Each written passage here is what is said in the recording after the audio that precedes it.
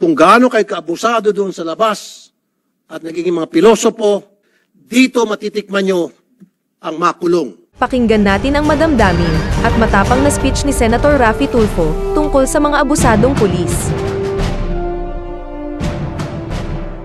Sa loob ng 2 dekada mahigit, halos araw-araw po sa programa ko Wanted sa radyo, Monday to Friday, nakakatanggap po ako ng reklamo tungkol sa mga pulis na abusado. Let me remind you, lahat kayo mga pulis dito, kayo po sa ating lipunan ang may isa sa pinaka-mahalaga at sensitibong responsibilidad na ginagampanan. To serve and protect. Umaasa po kami sa inyong proteksyon laban sa mga masasamang loob. Ang siste, the truth is, masakit na katotohanan, sa halip na kayo po ang magpoprotekta sa amin, I'm just talking about dun sa mga abusado, kayo po ang nananakit sa amin. How can we trust you when in fact, supposed to be kayo po ang nagbabantay, kayo pong sumasalakay, at nilalabag niyo po ang aming mga karapatang pantao. Karamihan po na inyo pong inaapi, nilapastangan, sa akin pong karanasan, base po sa data na meron po ako sa Wanted sa radyo, ay yung mga maliliit at walang kalaban-laban. Almost 99% sa mga naabuso ng ating kapulisan na abusado ay yung mga maliliit. Walang pinag-aralan. Pinaplantahan ng ebidensya. Pinagtitripan. Pinakukulong na walang kasalanan. At sinasampahan ng kasong direct assault to person in authority. And I just want to give an example kung gaano ka baluktot ang pag-iisip ng marami sa mga pulis nating abusado. I still remember many years ago, isang taxi driver lumapit sa akin na siya ay kinasuhan ng direct assault ng 5 pulis na may bitbit na Armalite. How can that happen?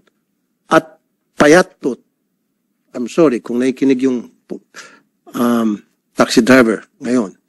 Payat siya, maliit, at yung pulis, ang lalaki ng katawan at naka-Armalite, and they were accosting this taxi driver na pinagbibintangan nila na nanloko ng isang pasahero. Of course, pumalag yung taxi driver dahil hindi naman totoo. At nakasibilyang, kaya sinita niya kung sino sila.